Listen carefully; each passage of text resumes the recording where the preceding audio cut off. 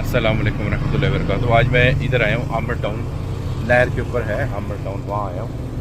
ठोकर से आप वो जो वाघा बॉर्डर वाली साइड एक प्लॉट है मेरे पास आमर टाउन में, ये उसका फ्रंट है और ये इसकी डेप्थ है। ये प्लॉट है, ये प्लॉट है सारा लेवल, देख लें आप, देख सकते हैं लेवल प्लॉट है। और ये इसकी टोटल जो है वो लंबाई है। ये सामने ये पिज़्ज़ा वाले हैं, फास्ट फूड वाले हैं, और ये वाला प्लॉट है। ये प्लॉट सेल करना है हमने, अगर कोई लेना चाहे तो मुझसे रब्ता करे। मेरा मोबाइल नंबर है 0300546166। उस्मान सुलेमान मेरा नाम है। और ये हम उधर से आ रहे हैं नहर वाली साइड से,